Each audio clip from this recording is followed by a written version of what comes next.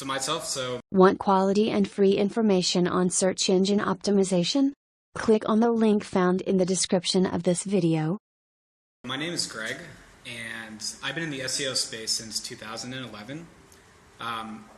Before we get into all the big stuff, just outside of SEO, you can normally find me biking around the city of Boston, checking out sports games, really excited, baseball is starting, but I'm a big Yankees fan, so, be nice. And then this is my girlfriend and our 1-year-old dog. His name is Miko, so that's a little bit about myself. But that's actually why I'm not here. Obviously, I'm here to talk about SEO and how it can improve your WordPress website. So the reason why I think SEO is so critical and so important is that it actually helps my business grow. So this graph here on the right-hand side, this is Google Analytics, and this is my year-over-year traffic. So I had 185% more traffic from Google, and that resulted in a 350% increase in leads. Leads for my business are people who reach out to me looking for me to do SEO on their website. And the most important thing for me is that it grew my revenue by 200%. And I'm on pace again for a really good year for 2019. So SEO continues to grow upon itself. That's why it's so critical to get this correct. By the way, does anyone know Silicon Valley at all? Has anyone watched the show? Okay, we got a couple of people. There's a lot of pictures, so I want to make sure some people get this reference. So the first thing that you guys need to do to be successful with SEO is to use Google Search Console. It's a free tool. And what's great about this tool is that it's going to tell you how Google sees your website. So chances are, if you want to get more traffic to your website, you got to be on Google. This tool itself is going to show you the keywords that your website ranks for. It's going to show you any crawl errors that Google might experience when they come to your website, and a boatload of other really valuable insight as well. Oh, and by the way, I think someone took a picture. If you need to reference this, you can go on SlideShare and you can search SEO and WordPress tips. I put it up there so you guys can go back, check out any of the slides, do whatever you want, download the presentation, you can do all that stuff. Alright, so anyway, so the other search engine, which a lot of people might forget about, is Bing. Now, I used to work at Microsoft Bing, so it's something that I champion a lot, but I know a lot of people don't. But Bing actually makes up about 30% of my traffic, which really will surprise a lot of people. People always overlook this. But in my mind, as an SEO, everyone else ignores the search engine, so I take advantage of it. And that's why I drive 30% of my traffic from Bing. Again, Bing Webmaster Tools, it's free. Just like Google, it's going to show you the keywords you rank for. And Bing also powers Yahoo, so it's actually a bigger search engine than you might think. Now, what's really critical to have SEO success is to understand your robots text file. This is actually the first place Google and Bing will always visit whenever they come to your website. Now, you can go on any website you want, TripAdvisor.com, CNN.com, etc. You can type in /robots.txt. Every site will have it. And the big thing about this robots text file is that it tells Google and Bing where they should and should not look when they come to your website. So by saying allow, you can tell their bot to come to specific sections on your website. By saying disallow, you say don't look here. And what's great is that in Google Search Console, you can test any URL on your webpage to make sure that Google can get to it. Some people who reach out to me say, hey Greg, I'm not getting any traffic to my services page on my website. I'll go right into this tool and test to make sure Google can get there. And there's actually been some hiccups where a developer actually blocked the entire page from being seen. So this is a really quick fix. You can go into Google Search Console and you can make sure that, can Google even get to this page? And if they can't, you have to update that within the robots text file. So always use this tool and just make sure that if you're not getting any traffic, test your pages, just make sure Google can get to them. If you want to run another test as well, use Google and use Bing, use these commands right over here, and put in the URL that you're curious to see if it's even in their index. So again, if you're not getting any traffic to your website, put it into Google, put it into Bing, and see if it shows up. I showed this example right here, and I said, does Google and Bing have any pages on my site about my blog / category / photography? And they don't. And that's actually by design. So for this example, this actually worked out very well. But if I was blocking my main services on my site, that would be a problem. An XML sitemap is kind of like your guide or your map for search bots. So the robots text file is the first place Google and Bing are always going to look at to see where they should and should not look. But you also want to include at the very bottom a direct link to your XML sitemap, because you want Google and Bing to find all your critical pages on your website. So very important, if you do have your robots text file, which everyone does, just include this at the very bottom. Now I'm not going to get too much into this specific, but if anyone here has either used Screaming Frog before in the past or is very into search engine optimization, you can crawl your entire XML sitemap just to see if there's any errors within the file. For example, Microsoft Bing has been on record saying that if you have more than 1% dirt in your sitemap, they're going to ignore it. And really what dirt means is that if you have broken pages, you have pages that redirect many times to other pages on your website, you want to have clean pages within your XML sitemap. So again, Google and Bing both look for this, but if you have a lot of errors within your sitemap, Bing's going to overlook it. Jumping back into Google Search Console real quick, you can always submit your sitemap file directly into the tool, and it's going to tell you if it was a success or if it was not. So if you see that green on the very bottom, it's telling me that Google can see all 26 pages on my website, so I know that I'm in good standing.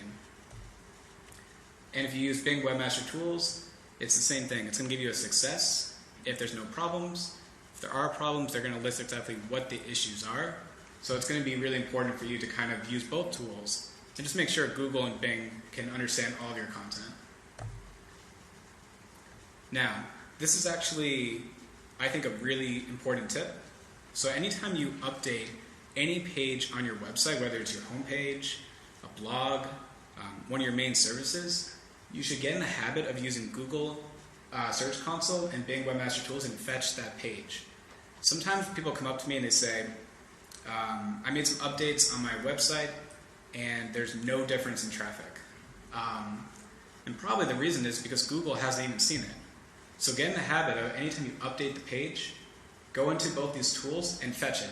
Because when you fetch it, you're telling Googlebot to now go and check out my changes. If you guys spent days or weeks or months working on content to build, to attract a new audience, don't wait weeks for Google to get there. Tell them to go there right now. Now, does anyone here use Yoast for their website? Okay, cool. Actually, a lot. Nice. They're actually working with Google and Bing right now to do this automatically. So that's actually going to save a lot of time. So if you guys do use Yoast, or if you're thinking about using Yoast, this is going to be a really nice feature that anytime you update any page on your site, it's going to automatically trigger Google and Bing to fetch those pages. It's not exactly ready yet, so you have to be in the habit right now of fetching those pages, but very soon it's going to do that for you. Alright, so now, knowing that this is a WordPress meetup, I want to talk about some plugins that I use that help improve my SEO strategy. So again, I'm not a developer. I really struggle with code. I struggle with really pretty much a lot of things actually on my website besides SEO. And if I need to make any code change, whether it's adding Google Analytics to my site or any tracking, I use the header and footer plugin that allows me just to simply paste the code, whether it's in the head or the footer section of my website.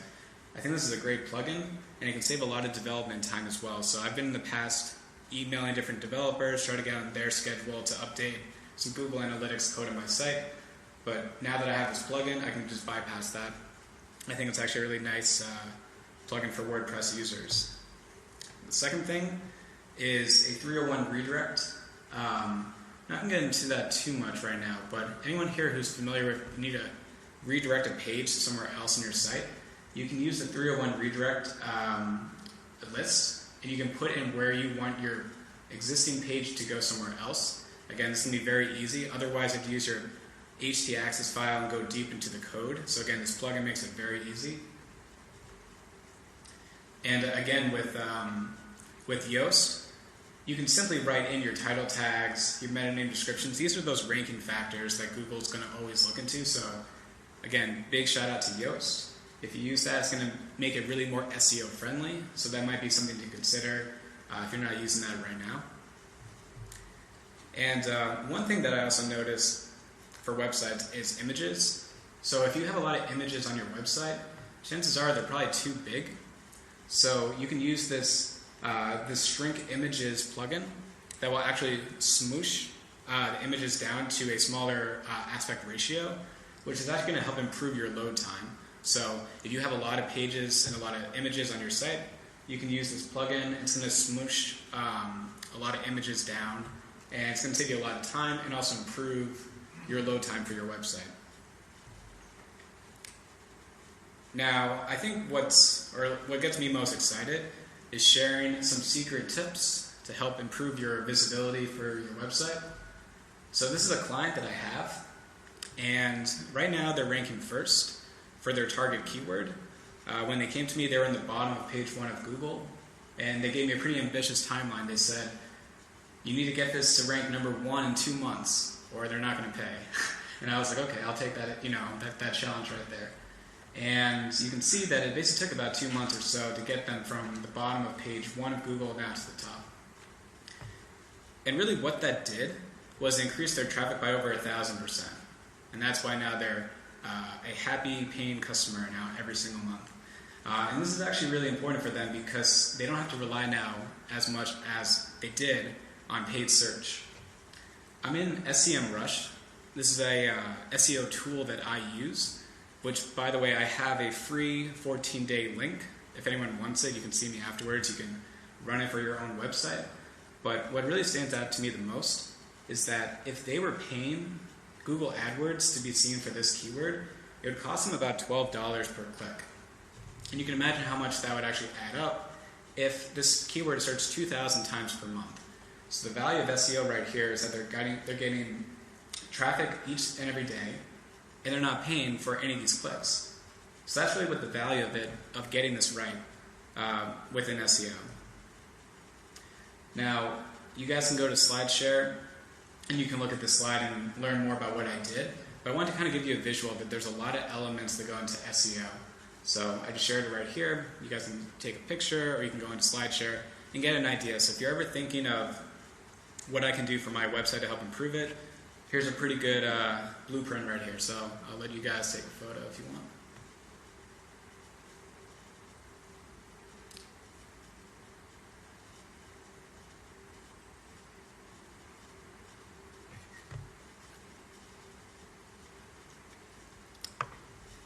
Here's also another timeline of all of the optimizations that I did to get that client into position 1 of Google. So what I do for all my clients is that I will mark down exactly when the optimization took place, and it's really easy for me then to plot it down onto a graph and say that we got this keyword from the bottom of page 1 out to the top by doing all of these other elements as well. And you'll see actually at the very top, my client was in the same position where they didn't have Google Search Console, and they didn't have Bing Webmaster Tools. They also had some 301 redirect issues on their site.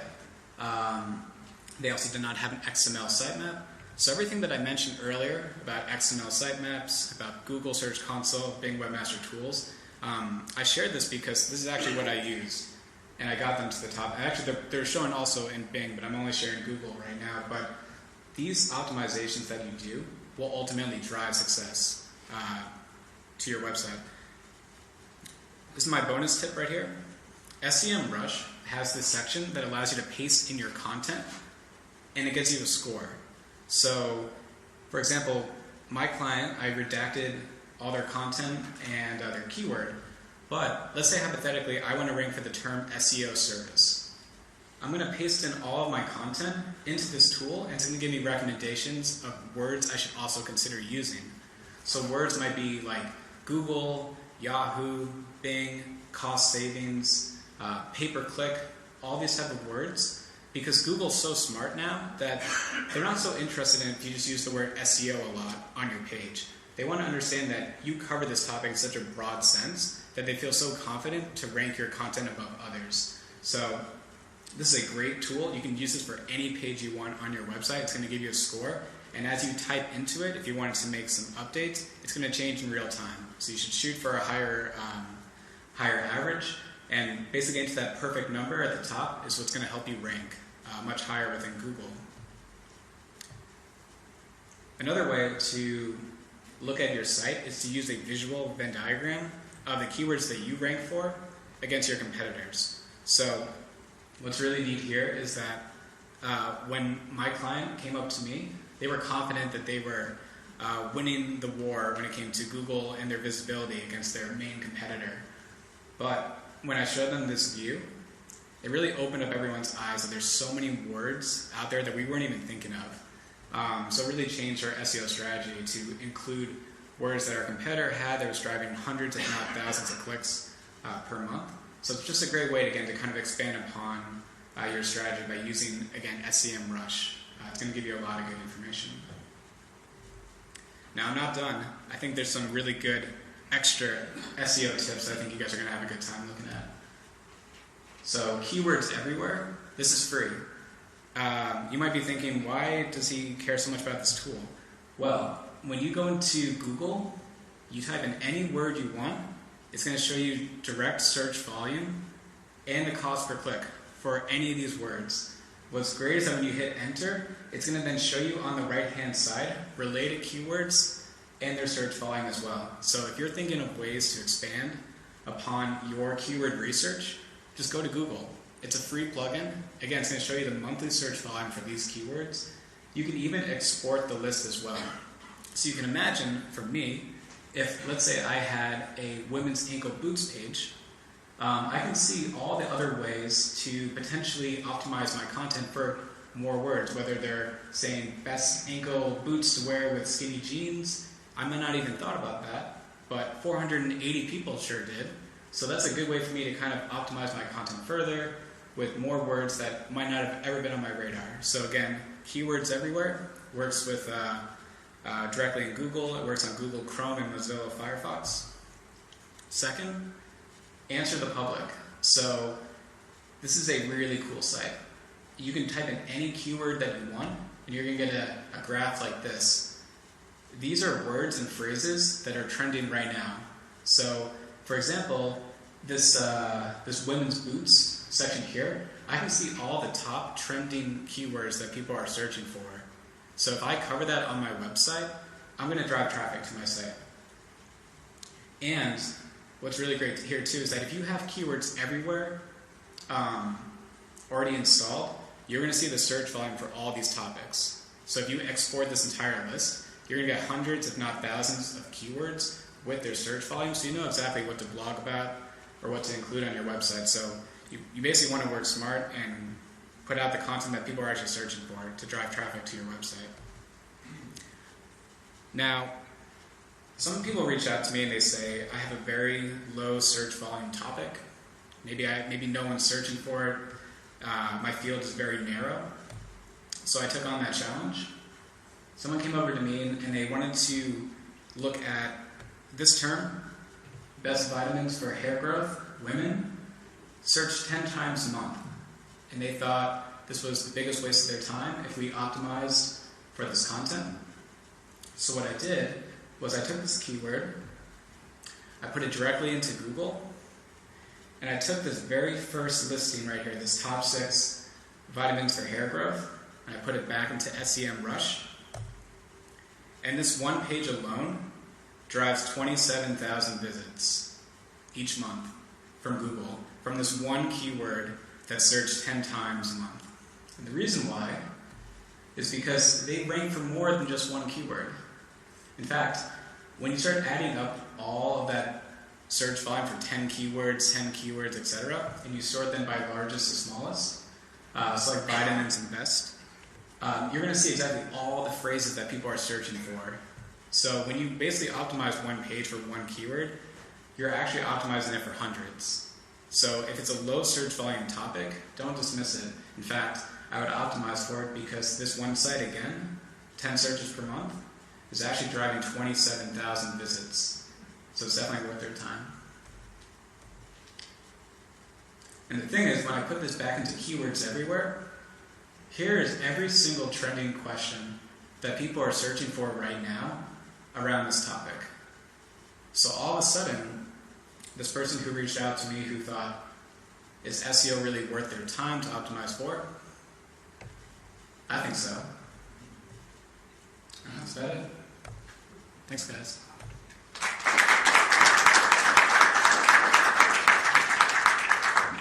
I don't know if we have time for Q&A, but do you guys have any questions with what was gone over? See one? Yep. Hi, thank you so much. It was a wonderful presentation.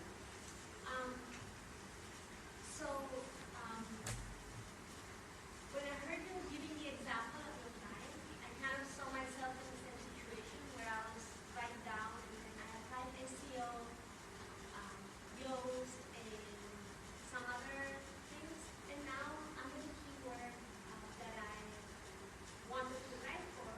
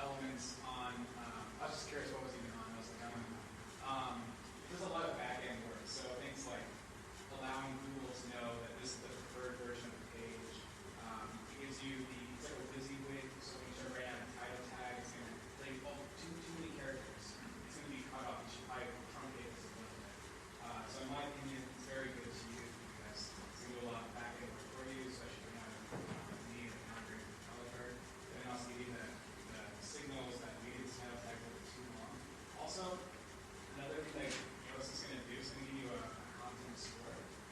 So if you write a bunch of words on a page and there's no pictures and there's no breaks, it's going to say, hey, this readability is really bad. And I take that into consideration because I know that I'm not writing for books. I'm writing for people. So if this tool is telling me that this is terrible to read, I'm going to update that because ultimately I want people to come to my site to read all the content and then go to the next page. You felt the score to be pretty good because it just kind of as a guideline or kind of one opinion view was pretty then diagrams that you know overlapping what you feel and what you see. Yeah, that's a good question. So basically, how do I measure Yoast as like the all and be all sort of? In my mind, it's more like a really good suggestion. So I'm never going to just use one tool and say, oh, I have to get into this one thing. It's more of like, okay, the readability I can definitely improve. My title tag may be a little bit too long. I should probably truncate that. They're really good suggestions. It's not necessarily about trying to check out every single box. But when you have other elements going on during your day, it's just nice to have one extra set of eyes that can give you a direction to say, maybe you should consider this. How often? Sorry. Yeah. Just a quick question. You mentioned XML sitemap. Did you mention a plugin for that, or? So, great question. Yoast will actually create that XML sitemap for you. So, if you have Yoast plugin, it'll automatically have it. You can search, I think it would be sitemap_XML. So, whatever your website is, it's .com/sitemap_XML. It should be right there. So, Yoast is great. Another great thing that it does.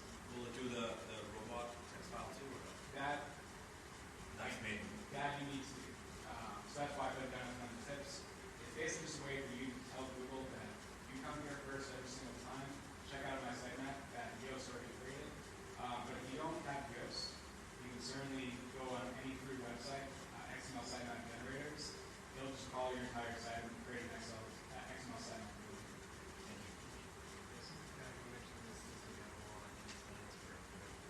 Yeah, let me just pull that back up. If you guys go to SlideShare, if you search either for my name, Greg Kristen, or if you search for SEO and WordPress tips, the entire presentation is right here, and you can download it, because I think it's a little blurry when you look at it from SlideShare, so definitely click on the download button. It'll be a lot clearer than what it looks like right now. Yeah. Do you have any thoughts about heading tags and like how important each one of the H2s and things like that are now? Because with HTML5, you can have more than one H1 on a page, and we've had some internal conversations about whether Google likes that or not, or like if there still should just be one and things like that. Yeah, it's a good question. So a header tag is almost like if you're reading a chapter of a book and it's like a bolded section that kind of breaks up the chapter into different sections. That's kind of what the H1 tag is. Google best practice, you only should have one H1 tag on the page. You should definitely implement those H2 tags. I do have some time. I'm going to show you just real quick because I think it's a really good question. If I went to my site, you'll notice that I ask a lot of questions in H2 tags because you can have up to 6 header tags on a page. And if I scroll all the way down here, this Boston SEO expert, and I click on inspect, right here, this is my H1, this Boston SEO expert. But then if I keep scrolling down a little bit, I say, what does good SEO look like? And I inspect this element right here. This is my H2.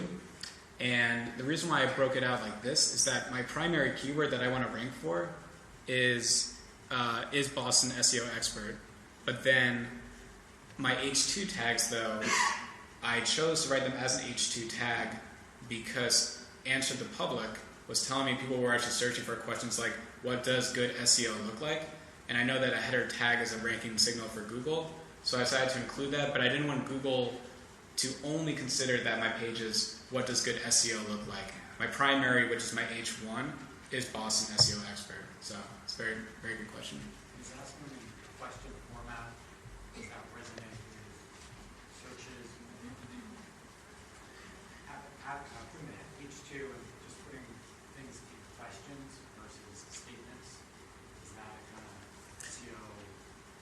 Yeah, it's definitely because anyone here use voice search at all, like Alexa or Google Voice? I mean, half the time I enter anything into Google, I ask it a question or something like that, so that's actually very spot on. Yeah, so if you use a header tag to ask the question and then you answer it right below that, that's how Siri, Cortana, Google, whatever it's called, the voice, they actually read off the header tag and then they read the answer below it. That's why if you ever search for how do I bake salmon, it's going to read off and say, here are the 9 tips to bake salmon. They're going to say, step 1, preheat the oven to 425.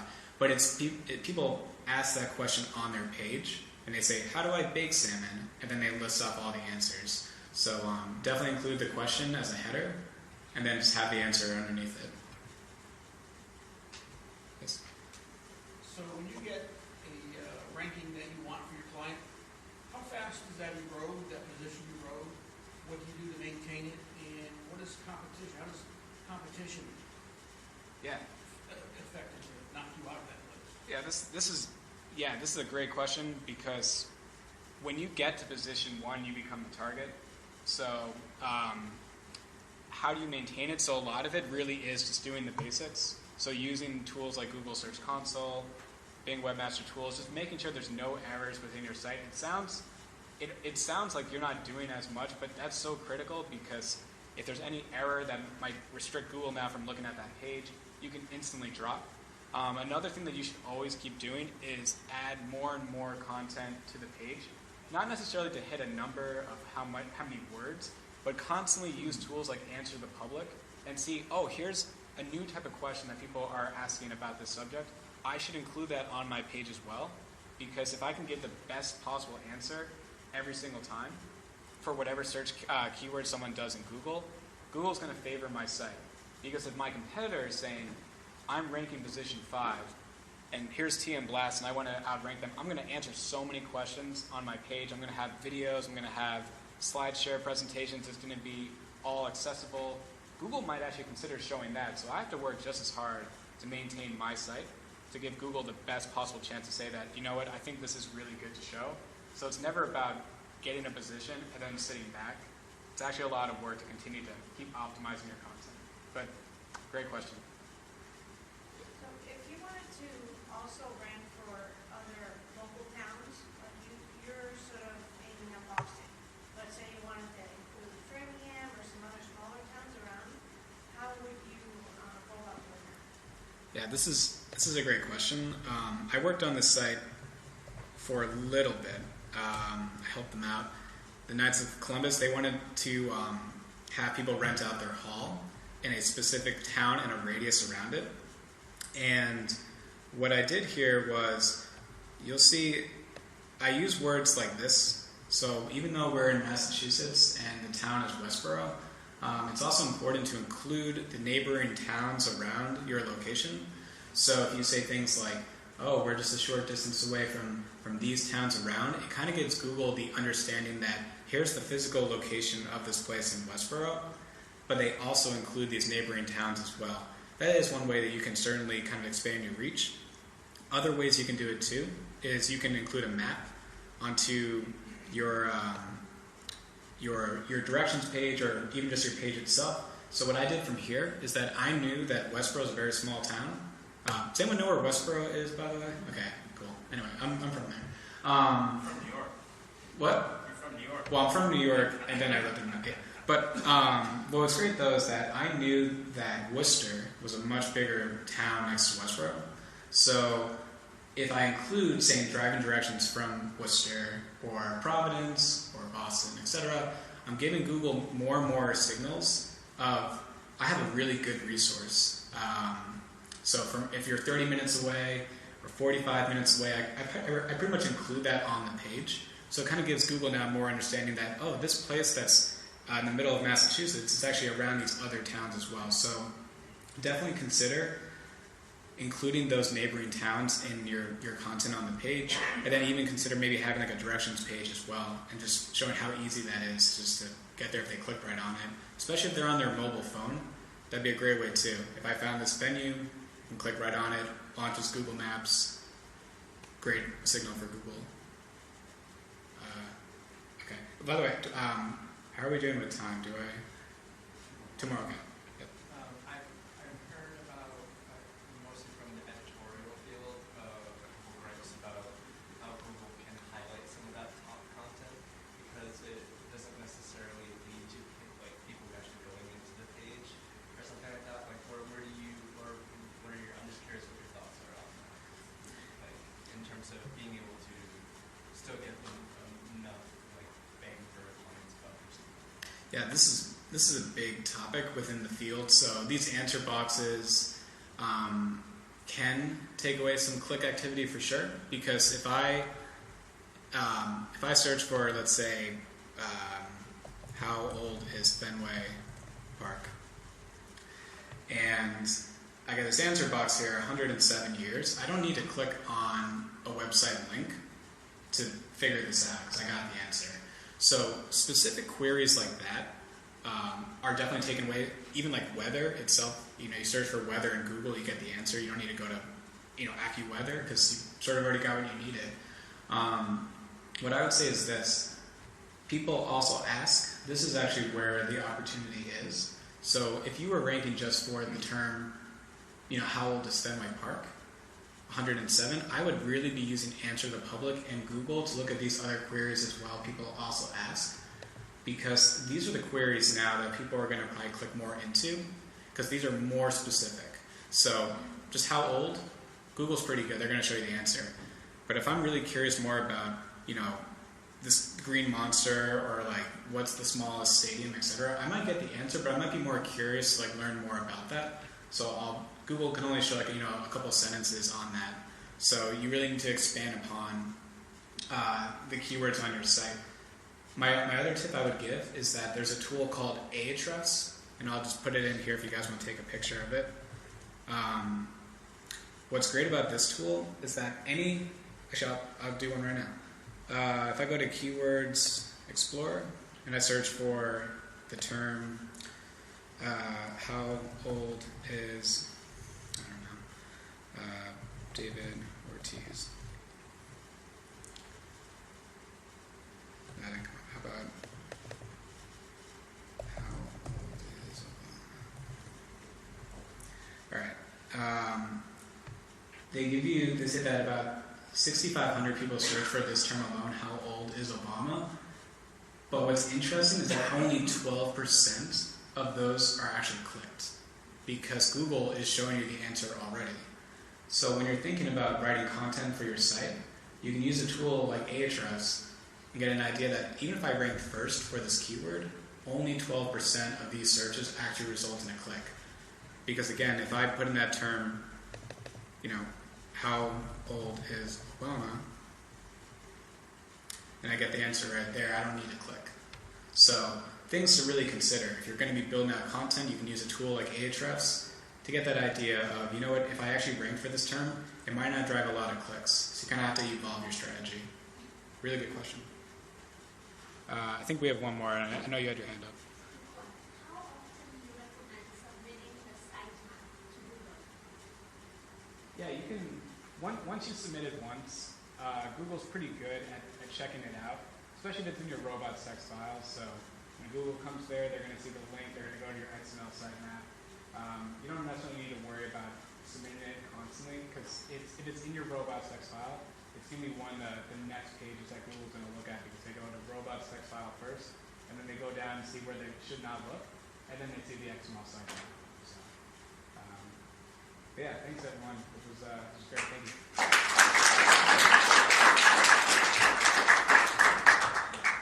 Want quality and free information on search engine optimization? Click on the link found in the description of this video.